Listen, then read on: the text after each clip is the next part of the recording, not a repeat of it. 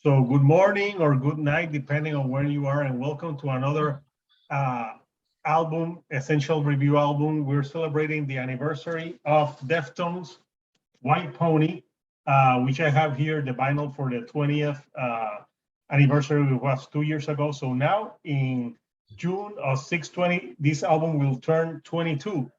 So yeah, it's hard to think about that this turned 22, and I'm joined again by JC Rock and Metal Reviews. If you haven't checked out his channel, please do.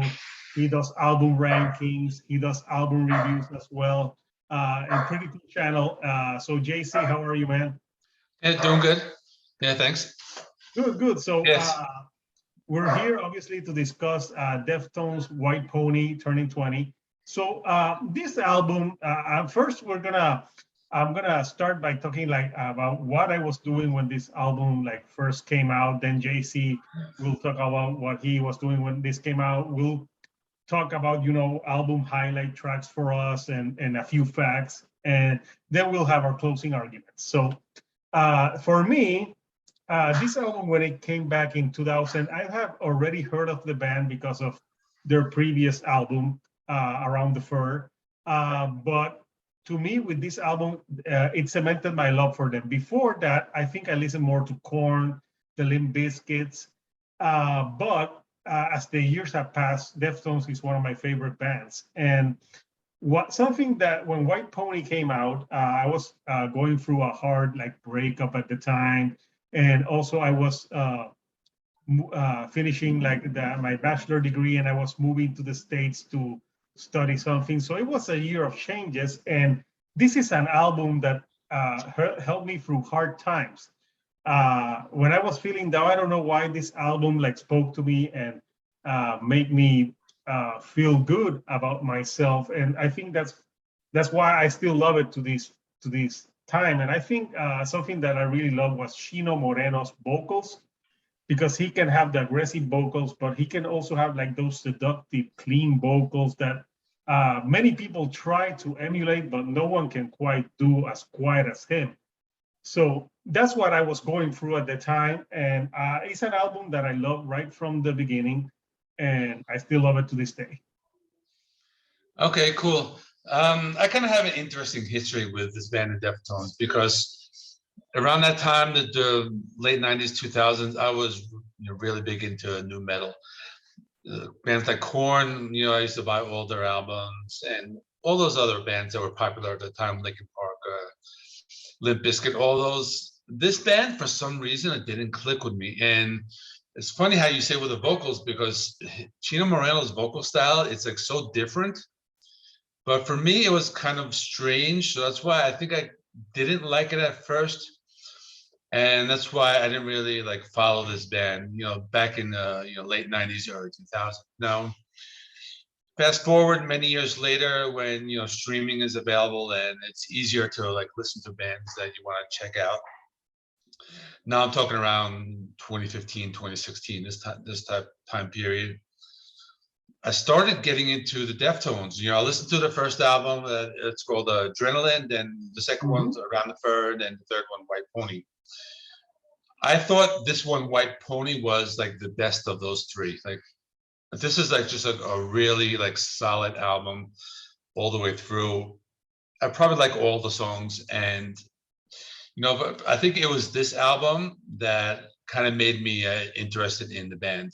And this was only maybe 6 or 7 years ago, because it's just a really good album. It's just solid all the way through. The first two albums are decent, but you got some high points, some low points. Around the Fur, that has some good songs, but this one was kind of a whole different story. It was just the songs.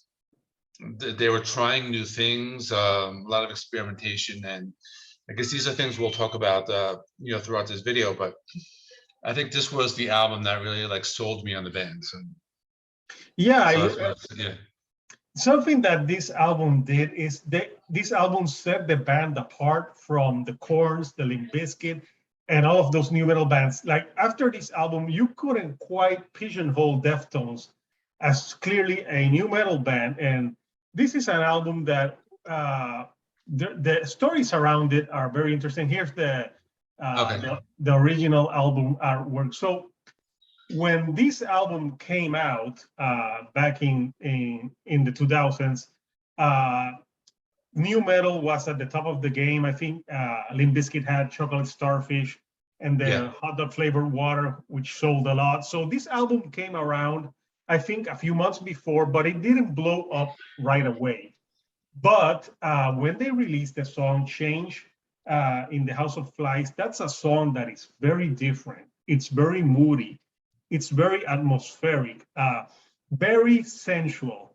I don't know if I should say it for this review, but yeah, maybe I'll say, I think this is the band that I've used more to have sex to. It's just the music. I'm sorry for that much. It's the it has some sensual qualities to it, but it also has some different elements. And there's some interesting facts of this album. There were like 10 facts, but I only took 5 that I thought were more interesting to talk about the album. So they first had the album title White Pony before they had music. And the album, like White Pony, they had the logo and they thought that the logo with the pony would look good. And it's all about like it's something like everyone's a white pony. Like it's very hard to see a white pony. So it first started as a joke, but it stuck. And that's why they used that name. And it looks awesome in shirts. And this album was also produced by Terry Date, who produced the first 2 albums. And at first, they didn't know if they wanted to go back with Terry Date because they wanted to go in a different direction, but they felt comfortable with Terry Date. So they brought Terry Date back. For those of you that don't know, Terry Date is very famous for doing Pantera. Like he was the one who did like a lot of the Pantera albums. And when they picked him, I got the Pantera shirt. Yeah, they picked him because they like his sound, but they said, but we don't want to sound anything like Pantera. They just like the way that he produced. And in this album, Shino Moreno and Stephen Carpenter, the guitar player, butted heads a lot because Shino Moreno wanted to do more experimentation, and Stephen Carpenter likes that Meshuggah-like sound in the guitars, and he wanted to have it to still go heavier, but Shino Moreno wanted to bring some different elements to the band, like shoegaze, which there's a lot of shoegaze in this album, and different like experimental like sounds. There's weird like experimental sounds in this album. It was also very influenced by Dark Side of the Moon.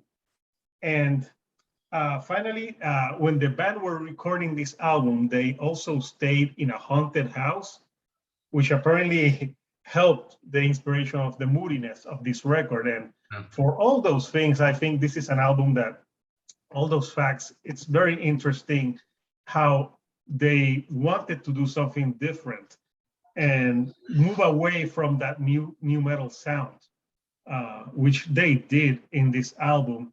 And I don't know if you remember, this album had it closed with a song called Pink Maggot, but then 2 months, they re-released the album a few months later because the record label, since new metal was so big at the time, they wanted them to have like a rap rock song.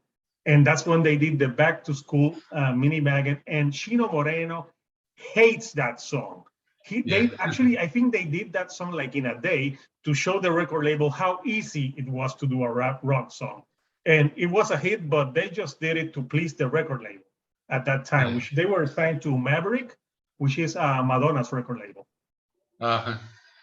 Yeah, that's an interesting song because when I was listening to it today and like taking my notes, that was the first song on the album that I listened to, and I noticed it was kind of very rap rock. It reminded me of, you remember that band POD? It reminded me a lot of that band, and it kind of like seemed very like out of place, like so. But now that you tell that story, it kind of makes a little more sense that that they kind of like just like did a rap rock song.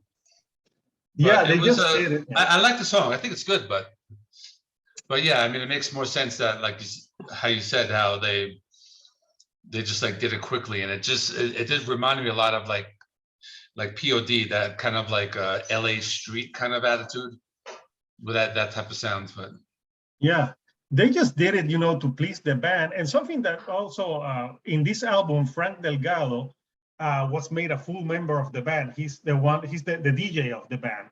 He Yeah. wasn't a full member until White Pony, and obviously they had Shishem back then. That's a picture of them back in the White Pony days.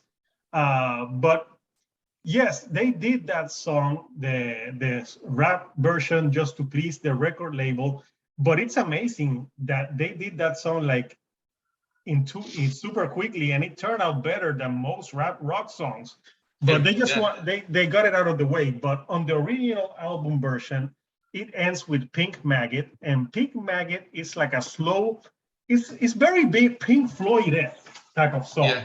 So this is the vinyl that I got for the 20th edition. It has a few different things. It has some remixes. So this is the album remixes. So it has all the song remixes. If people are interested, it's cool. But I'm not a huge fan of the remixes, but they're cool. So this is the original album artwork, The White Pony. And Pink Maggot is a 7 and a 32-minute song. And it starts slowly building very Pink Floyd to that song. And that's how they wanted to end the album. But they did that rock version, and it worked. But originally, it wasn't in the original album. It was in the deluxe edition. So for you, JC, now that we've talked more about it, let's go deep and talk about the favorite tracks from you from that album. Okay. I like most of the songs, but the ones that stick out for me, the one, the Knife Party, that one I like a lot.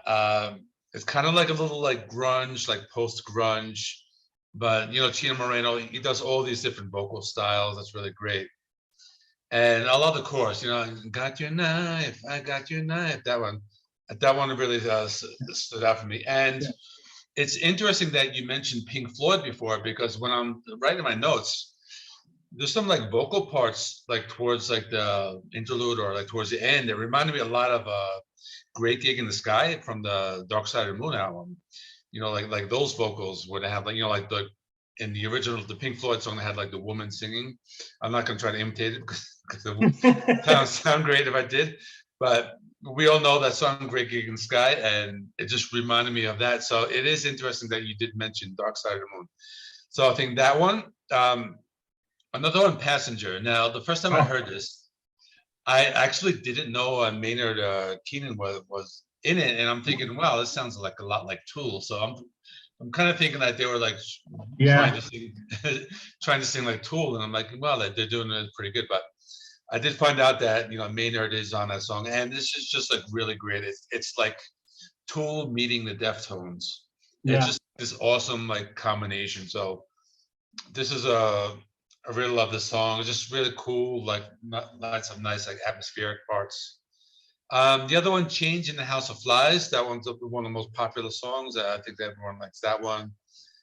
And that one's good. And I guess the other one I'll mention is called Digital Bath. Oh, yeah. That one's really nice. It's like cool, like jazzy. It's like relaxing at first, and it's like heavy parts, and really love the vocals on that one. So I would say those are my top songs for this album. Yeah, those are great songs. I love Passenger with Maynard. And originally, Maynard was not going to be a part of that song.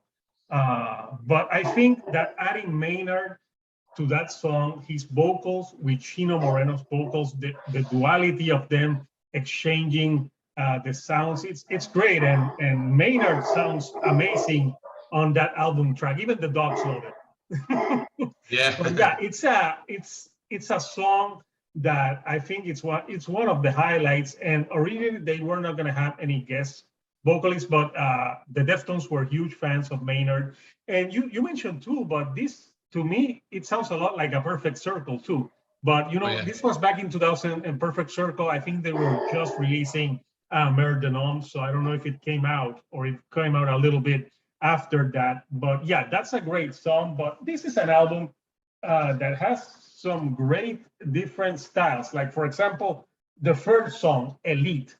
Elite is just a song where there's some harsh vocal where he's like screaming into the microphone.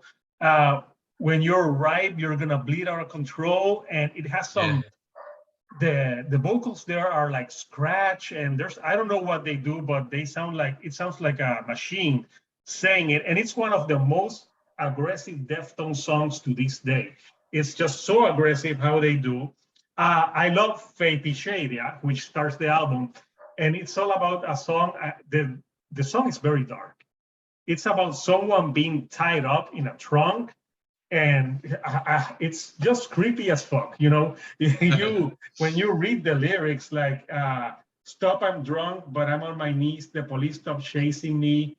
I'm on her cool meat. She pops the trunk and she removes me, and a machine that takes picture of us." You know, it's uh then he's saying like untie me for now. I'm like, it really sets the mood for this album because this is a very moody and dark album, but it goes from Fetish to Digital Bath, and Digital Bath has like some electronics to it too that I thought was great. Street Carp is another song that is like shorter and faster.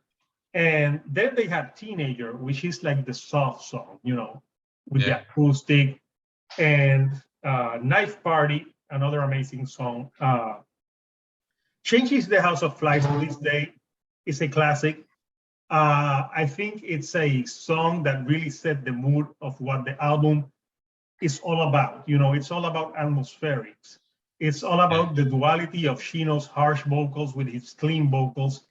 And something that I've always loved about Deftones is the lyrics are not very easy to decipher. You know, they are very, I don't know if you could say cryptic, but they're not as easy to decipher as some other bands from the new metal era that you heard like, oh yeah, I know what this song is about. With Deftones, you really gotta peel away because there's so many metaphors that they use, and so it's hard to know what the songs are about.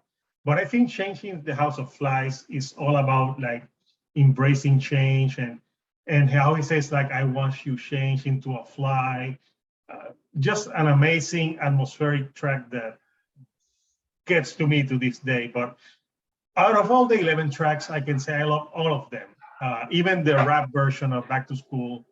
But I think, yeah, the moodiness of the record, I think the song placing on this album works perfectly. You know, it's a great pace sounding album that I never get bored with it. And after this album, Deftones went on a league of their own. You know, they were no longer could you classify them just as a new metal band because they had their sound. And to me, that's why this is. I'm between this album and Diamond Eyes as my favorite. Sometimes it's Diamond Eyes, sometimes it's White Pony, but I think White Pony at the end of the day would be first because of the relevance of the album, at least to me. Yeah, that's cool. So like I said, I haven't listened to their entire discography. I've heard, you know, many people say, you know, they have a lot of divisive albums. You know, I've heard people say like the album Gore they don't like, or, you know, like I said, some people say White Pony is the best. Some people like the first one. But in my opinion, out of the first three, this is definitely my favorite. Those are the ones that I know well, and I know the one from 2020, the Ohms. That one was really good. Oh yeah, that was awesome. Ohms was really great. And that one I kind of did a mini review when my channel was young. But definitely a great album. I mean, I would give this like a 9 out of 10. I think it's just like solid all the way through. I think it's a great introduction to the band. If you're, you know, if you don't know the Deftones, I think it's a good starting place. You know, just like start here and maybe check out other albums. Yeah, I also have to agree with you. This is a great album introduction to the band because I think it has a little bit of all of their styles. Because it has from the first albums, but it also has some experimentation. Yes. Like anyone who has this box set, this is an amazing box set on vinyl. It sounds great. It has all the pictures from back in the day for Deftones. I don't know if people can see it here, but there you have them. This is when they had She, who tragically passed away. He had that accident, was in a coma for years. It has all the lyrics here, pictures of back in the day, Deftones in the 2000s. So for any Deftones fan, I would recommend. I don't know if they're still available, but it sounds great. And it has the Black Stallion, which is the remixes. I'm such a Deftones fanboy that to me, this is a perfect album. This is a 10 out of 10 for me. Obviously, I have a man crush on Shino Moreno. Anything he does to me is golden. I even like albums like Gore that weren't so popular with them. But yeah, Deftones-White Pony turns 22, June 20. And to this day, it's one of my essential albums, one of my favorite albums. And if you don't know Deftones, it's a great introduction for the band. So thank you everyone who's watched this video until this part. I want to know, comment, what are your thoughts on Deftones-White Pony? What are your favorite tracks? Do you think this album has aged well? What other albums would you like me and John to talk about that will will have an anniversary soon? Let us know so we can check them out and maybe do a video of them. And I think next, when we have coming up next, I'm gonna do a review of Creator on JC's channel. That's gonna be on the channel, but obviously if you're seeing this video, you already seen that because I just remembered, I was thinking the same thing that, yeah. I'm gonna post this next week, so forget about that. Yeah, I was thinking, yeah, that's been out for a week. But if not, watch it. But we'll have more stuff coming up. So don't forget to subscribe to JC Rock and Metal Reviews if you wanna know more about some albums. He has some great knowledge on some different things. So I'm rambling also. Until next time, this is Hector the Shield doing a couch and JC Rock and Metal Reviews, and we'll see you on the next one. Thank you and good night. Right. See you.